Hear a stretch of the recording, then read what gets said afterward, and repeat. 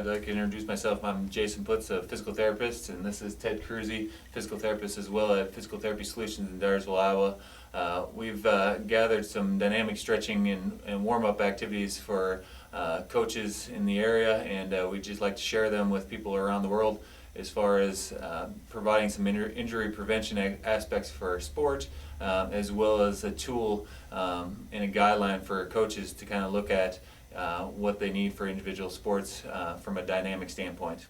We use dynamic stretches to allow the athlete to warm up their muscles and increase blood flow to those muscles to loosen up and also decrease the injury rate.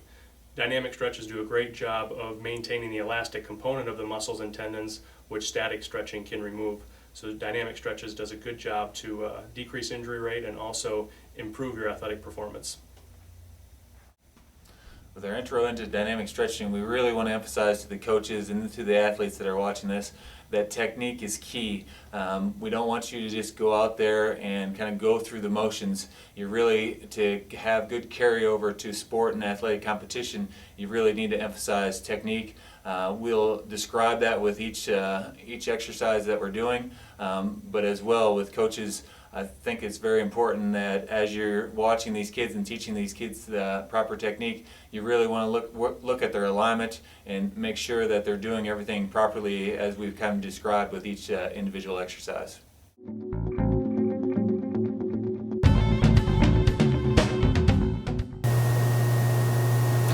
For the butt kick on the toes, the athlete's going to again drive up onto his toes, grab the ankle, and kick backwards. It's important to keep his chest aligned upright and not lean forward. We're trying to get a good quad and rectus femoris stretch, so maintaining upright alignment is key. You can see here our athlete does have a slight forward lean that we're trying to really adjust for and keep his chest back as he's pulling that leg back. And trying to maintain good balance and proprioception when he's on one leg.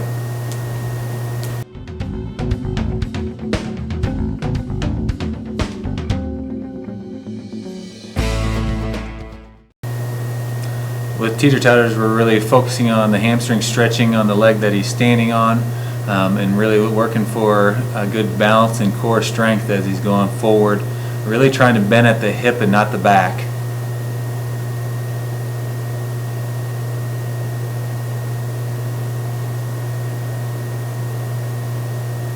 By maintaining a good back or a flat back, the athlete will get the best hamstring stretch, but also avoid any chances of injury while doing the stretch.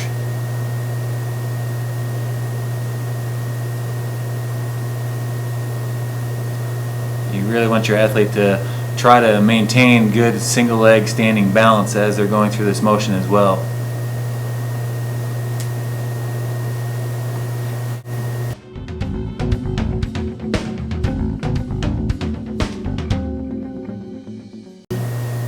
High knee with external rotation, the athlete's again going to grab, this time their knee and shin or ankle, and raise up onto the toes, focusing on good alignment and staying straight forward. With this stretch, we're now stretching the hip rotators and calling those into play.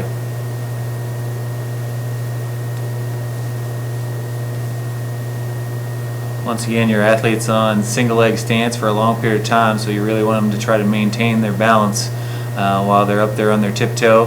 And here you get the option to see the athlete really turn and rotate that hip for that true stretch of the rotators.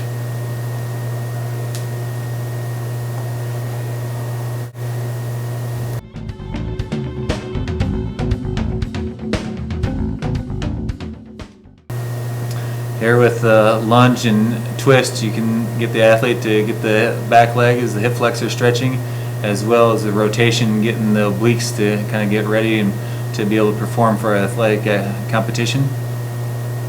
There's a lot of different ways the athlete may cheat or perform this stretch without maximizing what you're trying to get out of it. So really watch the athlete's speed as he's coming at you. You can see how he's going to rotate through the trunk and really stretch through that opposite hip flexor and into the quad and rectus femoris. As a coach, you really want to look for them over-exaggerating and not performing proper alignment when they do this. You can see that he's doing more of a lean back than a rotation. And then always looking at the knee to make sure that they're in proper alignment when they're coming straight forward.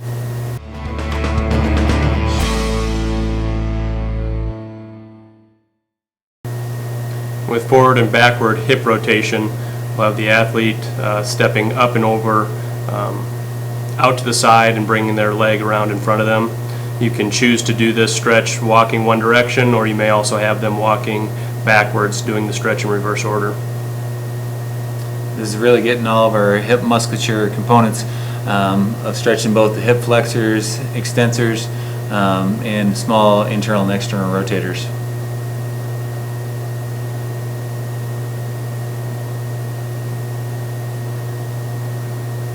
You can verbal cue the kids that they're peeing on the fire hydrant as they're going up and over. Provide a little entertainment for them as they're doing some dynamic stretching.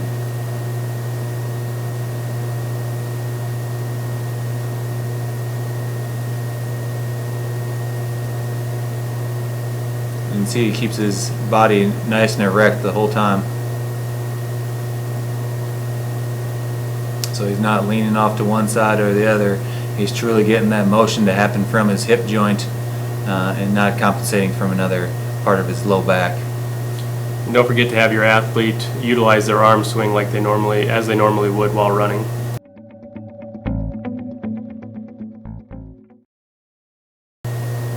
The arm circles are really trying to loosen up the shoulders and starting out small circles, working bigger, as well as starting out slow, working to increase your speed as you're going around. Start forward and then we will reverse the same pattern backwards. Really looking for your athlete to keep his head straight ahead and maintain a good alignment there.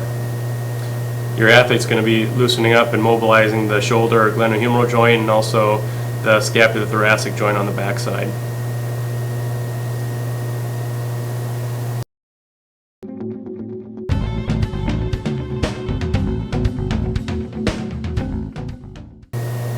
With self-hugs, you're going to have the athlete starting nice and slow, reaching around across them.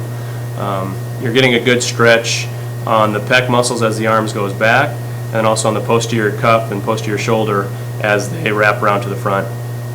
Again, look for your student athlete's neck not to protrude out as the arms go behind and retract back and forth, but rather keep good alignment looking straight ahead.